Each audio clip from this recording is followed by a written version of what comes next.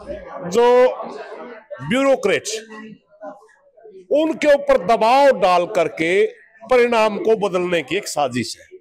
आपको चुनाव आयोग पे भरोसा नहीं? चुनाव आयोग तो इसका कुत्ते की तरह भौंक रहा है। चुनाव आयोग की पूरी जनता को पता है मोदी हार रहा है, उसके बावजूद इस देश के अंदर एक एग्जिट पोल के माध्यम से एक माहौल बनाया जा रहा है जैसे मोदी आ रहा है। इस देश के संविधान में लिखा है संविधान सबका होगा, इसमें जाति धर्म के ऊपर आप वोट नहीं मांग सकते। और देश का प्रधानमंत्री हमारे देश के नागरिकों को अलगाववादी घुसपैठिया तक बोलता है। हमारे प्रधानमंत्री के खिलाफ सैकड़ों शिकायतें हैं, मगर आज तक तो एक नोटिस तक देने की हिम्मत नहीं हुई। और उसमें लगभग 70 से 80 सीटें वो हैं जो क्लोज फाइट में आ रही है।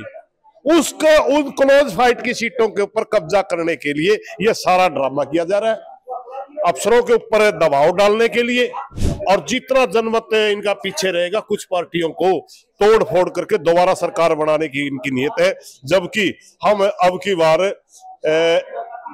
मतलब इनको स्वीकार नहीं कर पाएंगे। पूरे देश की जनता चुनाव के अपहरण या जनमत के अपहरण पर सवाल उठा रही है। इसमें विपक्षी नेता भी शामिल है, सिविल सोसाइटी के लोग भी शामिल है, किसान आंदोलन के भी लोग शामिल है।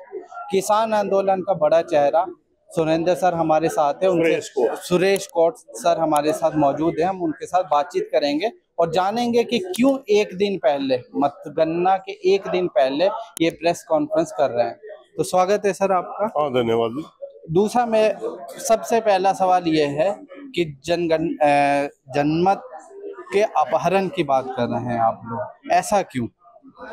देखिए, हमने इस चुनाव में बहुत ज्यादा काम किया है, देश के हर कोने में गए। बीजेपी को सजा देने के लिए संयुक्त मोर्चा ने एक प्लान लॉन्च किया था, उसके तहत हमने प्रचार करते हुए पूरे देश में महसूस किया है कि अब की बार ये जा चुके। मैं आपको एक बहुत बड़ी बात बताऊंगा जो आप उस भाषा में नहीं बोली जाती। देश का किसान इसलिए नाराज है कि उसको एमएसपी की गारंटी नहीं मिली। उसकी राजधानी जब आता था उसको लाठियां मारेगी, गोली मारेगी। देश का दलित महसूस कर रहा था अगर ये दोबारा उसमें सत्ता में आए तो संविधान को बदल करके मनुस्मृति जैसी चीजों को लेकर के समाज को बर्बाद करेंगे।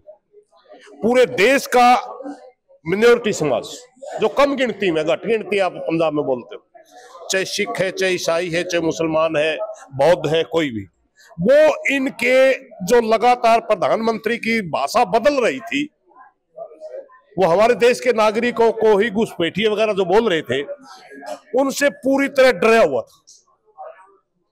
और तीन समाजों ने पूरी तरह 100% सरकार के खिलाफ वोट दे रखा है। और इनकी संख्या पता है आपको कितनी बैठती है? 56% लोग हैं। ये 56% लोग एक तरफा हराने के लिए वोट डाल रहे हैं और दूसरी तरफ जो हमारा 44% बच गया, उसमें भी बहुत से साथी जैसे नौजवान हैं, बेरोजगार थे, अग्निवीर बना करके सेना को उनका बर्बाद करा। महिला खिलाड़ियों का यौन शोषण का मामला था। ये सारे के सारे मुद्दे इतने बड़े बढ़ चुके थे कि पूरी जनता को पता है मोदी हार रहा है। उसके बावजूद इस देश के अंदर एक एग्जिट पोल के माध्यम से एक माहौल बनाया जा रहा है जैसे मोदी आ रहा है। सच्चाई है, मोदी जा रहा है। ये देश के जो ब्यूरोक्रेट्स उनके ऊपर दबाव डाल करके परिणाम को बदलने की एक साजिश है। आपको चुनाव आयोग पे भरोसा नहीं? चुनाव आयोग तो इसका कुत्ते की तरह भौंक रहा है। चुनाव आयोग इस देश के संविधान में लिखा है संविधान सबका होगा, इसमें जाति धर्म के ऊपर आप वोट नहीं मांग सकते। और देश का प्रधानमंत्री हमारे देश के नागरिकों को अलगाववादी घुसपैठिया तक बोलता है। कभी आपने नहीं सुना इस तरह का भाषण? हमारे प्रधानमंत्री के खिलाफ सैकड़ों शिकायतें हैं, मगर आज तक तो एक नोटिस तक देने की हिम्मत नहीं हुई। इसलिए हमने आज ये प्रेस को करके एक मैसेज दिया है दो जगह। एक तो हमारे देश की जनता को कि हम चुप बैठने वाले नहीं हैं, आपसे ही प्रार्थना आप भी तैयारी करिए।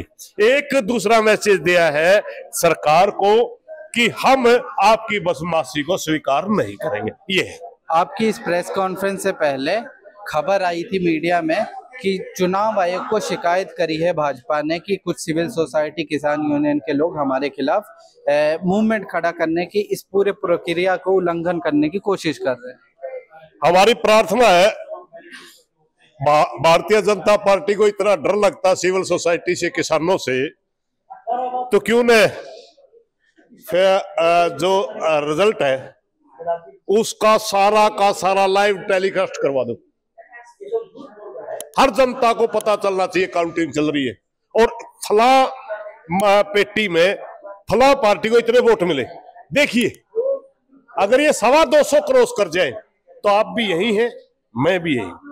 हमने हर क्षेत्र में गए हैं, कहां पर मतदाता किस सोच के तहत वोट दे रहा है वो हमने देखा है आंखों से।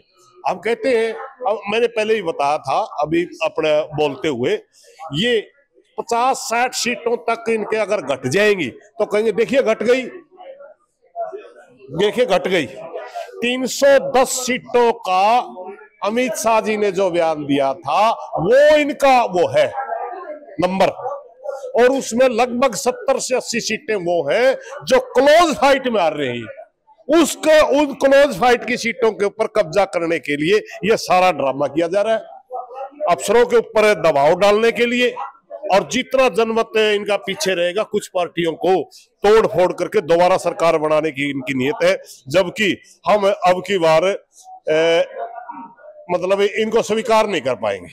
अच्छा, आखिरी सवाल आपसे, क्या आप कह रहे हैं कि भाजपा सरकार नहीं बना रही है, मोदी जी की विदायगी तय है? जी बिल्कुल, ठीक है, बिल्कुल।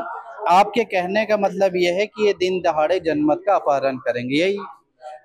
देखिए, करने के बाद की बातें अलग है, अभी हमें शंका है, अभी हम वो नहीं कह सकते ना, क्योंकि अब तक तो हुआ नहीं। अगर हो इन्होंने किया और हमने गलतियां पकड़ी तब भी हम बोलेंगे। पहले हम इलेक्शन कमीशन को, हमारे सुप्रीम कोर्ट को, सबको एक प्रार्थना करने के लिए इकट्ठे हुए हैं, भाई इस देश के अंदर कम से कम प्रजातंत्र तो बचा रहने दो। 10 साल तक आपने गालियां दी, लाठियां मारी, गोलियां मारी, हमारे हमने साइन किया, कम से कम इस देश के अंदर प्रजातंत्र को तो जिंदा रहने दो। ये तो हम कर सकते हैं।